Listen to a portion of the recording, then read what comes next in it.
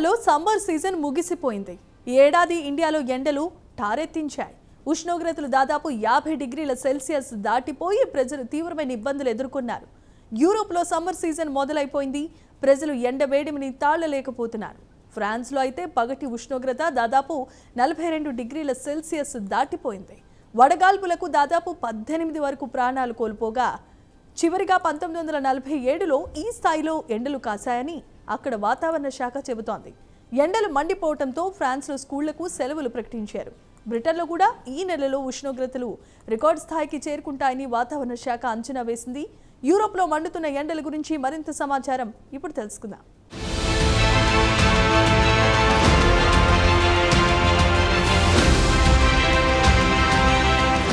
మన ఇండియాలో summer season ముగిసింది. ఇక ఇండియాలో వర్షాకాలం మొదలైందని చెప్పుకోవచ్చు. ఈ ఏడాది ఎండలకు ప్రజలు తీవ్ర ఇబ్బందులు పడ్డారు. ఇండియాలో ఉష్ణోగ్రతలు కొన్ని చోట్ల దాదాపు 50 డిగ్రీల సెల్సియస్ దాటిపోయింది. ఈ ఏడాది సూపర్ ఎల్నినో ప్రభావం వల్లే ఎండలు తీవ్రంగా ఉన్నాయని చెబుతున్నారు. ఇక ఈ ఎండలు యూరోప్కు విస్తరించాయి. సోమవారం ఫ్రాన్స్లో ఎండలు రికార్డు స్థాయిలో చేరుకున్నాయి. 1947 తర్వాత ఫ్రాన్స్లో ఈ స్థాయిలో ఎండలు కాయడం ఇదే మొదటిసారి. దేశంలో పలు చోట్ల పగటి ఉష్ణోగ్రతలు 41.9 డిగ్రీల సెల్సియస్, మరికొన్ని చోట్ల 41.2 డిగ్రీల సెల్సియస్కు చేరుకున్నాయి. దీంతో ప్రభుత్వం దేశంలోని స్కూళ్లకు సెలవులు ప్రకటించింది. స్కూల్ టైం టేబుల్ను మార్చేసింది. ఇక బ్రిటన్లో కూడా ఈ నెలలో ఎండలు విపరీతంగా కాస్తాయని వాతావరణ శాఖ వెల్లడించింది.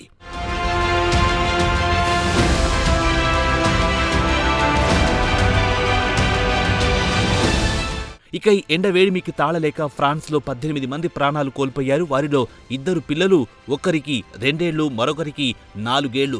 కార్లోనే వీరు ప్రాణాలు కోల్పోయారు.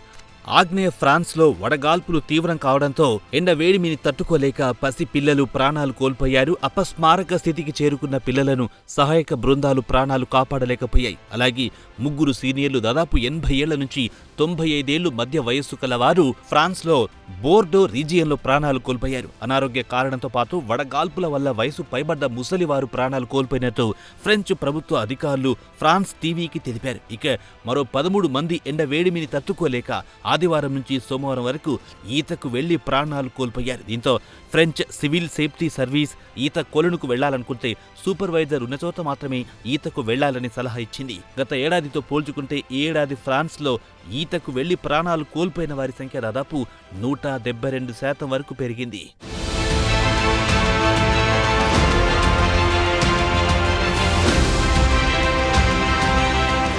యూరోప్లో ఈ వడగాల్పులను ఒమేగా బ్లాక్ అని పిలుస్తారు. గ్రీకు అక్షరం ఒమేగా ఆకారాన్ని పోలి ఉంటుంది.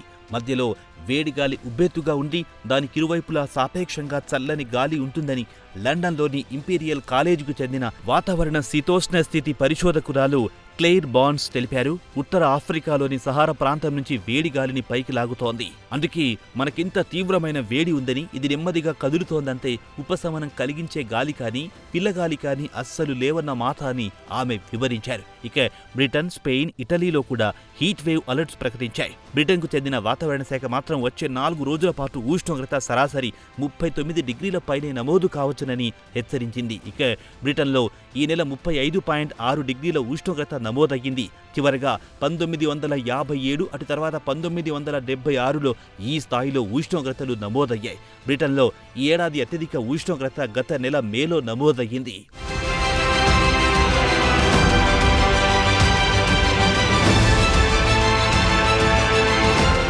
ఇక స్పెయిన్ను తీసుకుంటే సాంప్రదాయబద్ధంగా చూస్తే దేశంలోని ఉత్తర ప్రాంతం అత్యంత శీతల ప్రదేశం. ఈ ఏడాది అక్కడ కూడా పగటి ఉష్ణోగ్రత 40 డిగ్రీల సెల్సియస్ దాటిపోయే అవకాశం ఉందని అంచనా.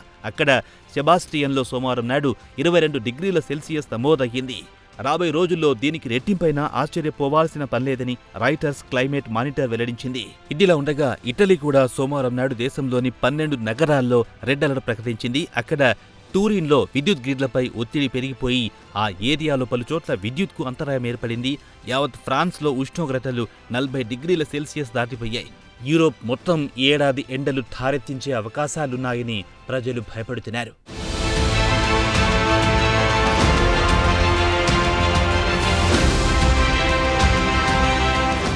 ఇక ఫ్రాన్స్లో కోట్లాది మంది పౌరులు మంగళవారం ఉదయం లేవడమే చెమటతో ముద్దలై లేచారు. కాగా దేశవ్యాప్తంగా ఎండలు విపరీతంగా కాశాయి. దీంతో ఫ్రాన్స్కు చెందిన నేషనల్ వెదర్ సర్వీస్తో పాటు మెట్రో ఫ్రాన్స్ కూడా సుమారు 54 డిపార్ట్మెంట్లను రెడ్ హీట్ వేవ్ అలర్ట్ కిందికి తెచ్చాయి.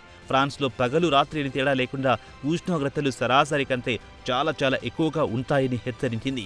ఎండ వేడిమికి ప్రజలు రోజువారీ పనులకు ఆటంకం కలుగుతోంది. ఎయిర్ కండిషనింగ్ లేకపోతే ప్రజలు తీవ్ర ఇబ్బందులు పడాల్సిందే.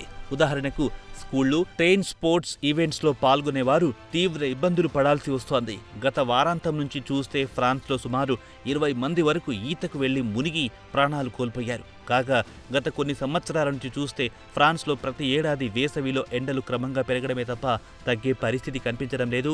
ఈ వారాంతం వరకు ఫ్రాన్స్లో సరాసరి ఉష్ణోగ్రత 40 డిగ్రీల సెల్సియస్ నమోదు కావచ్చని మెట్రో ఫ్రాన్స్ కూడా అంచనా వేసింది. దేశంలోని ప్రతి నగరం, పట్టణం ఎండ బారిన పడతాయని మెట్రో ఫ్రాన్స్ వివరించింది.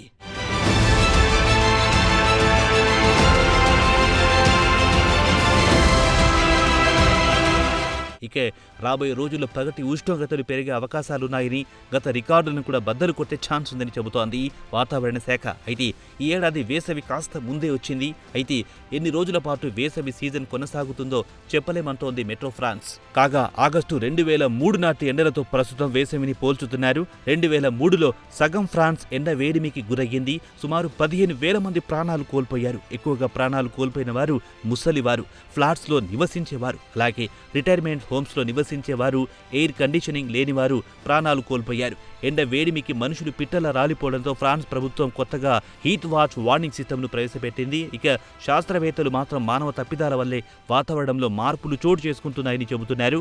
అలాగే UN క్లైమేట్ ఏజెన్సీ కూడా వచ్చే 5 సంవత్సరాలు రికార్డు స్థాయిలో ఎండలు కాస్తాయని అంచనా వేసింది.